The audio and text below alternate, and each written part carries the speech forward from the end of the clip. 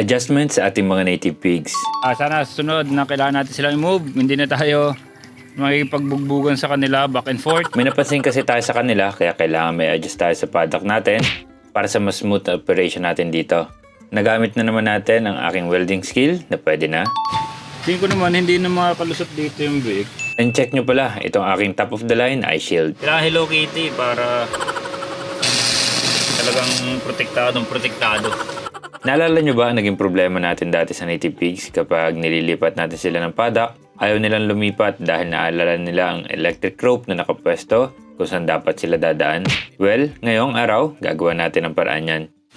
Kaya ang gagawin natin ngayon, mag-welding tayo ng maliit na gate, no? Mag-a-adjust tayo. Tayo na lang palagi mag-a-adjust. Siyempre, hindi naman natin mapapag-usapan ng baboy natin eh.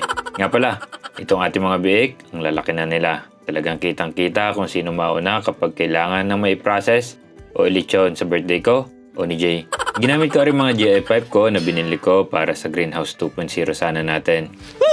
Kaso nag-change plan na kami kaya di na natuloy ang project.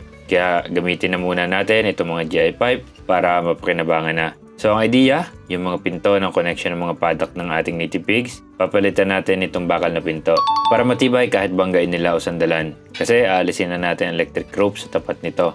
Kaya talagang i-challenge nila for sure ito kaya dapat matigas. Lalo si Whitey, sumasalta yan dyan. Kapag kahoy at hagwar, talagang titibagin. Dalawa sa ngayon ang kailangan natin para sa paddock ni Whitey at sa paddock ng mga biik. Ang main gate naman ay hindi kailangan palitan. Yun na yun. Hindi na sila para lumabas doon. Then yung height, tama lang para malakdawan siya. And ang width naman ay tama lang din para madaling makalabas at pasok ang ating mga alaga. Natutuwa pa rin akong isipin na nagagawa ko itong mga ito, ang mga welding, ang mga projects. Pero kapag nakakatapos ako ng project, hindi man pulido, very satisfying eh. Katulad nitong welding ko, hindi siya ang the best na welding. Baka nga hindi rin ito ang full strength na possible sa welding na ito eh. Pero yun ang skills ko sa ngayon eh. Pero this will serve its purpose pa rin. Sobrang tigas na nito for sure at kaya na nito ang ating mga alaga. Ito yung ating bagong top of the line na eye shield. Kailangan Hello Kitty para talagang protektado. Palagi ko pa rin iniisip, kung hindi ko kaya sinimulan ng farming and doing myself ang mga bagay na kaya namang gawin sa tingin ko, makatry man lang kaya ako mag-welding.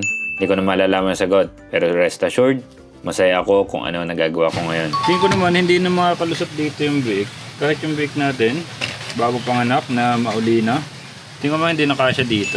Ikabit na natin ito. Basically, papalitan natin ang mga existing gates. At yun nga, alisin natin mga wire sa harapan nito.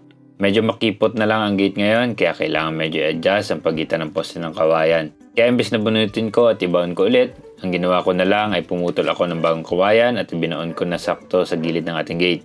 Then, ipinwesto ko ang mga poste ng electric fence as in sulukan ng gate. Para masanay sila na gate lang sila talaga pwede lumapat. Basta may gate na ganan, walang kuryente yan, ibig sabihin. Madidiscover nila yan ang kanila.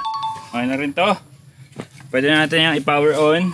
Tapos, as time goes by, sila na makaka-discover na pwede silang mag-contact dito na walang problema. Final task, pagpapakain sa kanila. Medyo mas maraming pinapakain natin sa kanila ngayon. Dahil ang mga inahin, pinapataba natin kahit paano para sa next breeding season. Ang ating mga biik, lumalaki na talaga sila. Kaya kailangan na rin sa paramihan kanilang pagkain. Magandang ideya rin na feeder nila ay ilagay malapit sa gate. Para makita kagad nila na walang kuryente ito, kahit lumapit sila dito ay safe sila. Ang lalaki na ng mga biik natin at ang isang ito talagang napakahaba. Parang tren eh. Dito talaga sa farming, dapat mabilis kang mag-isip, mag-adjust at ang gagawin mo ay mga bagay na makakabuti in the long run. Yun lang.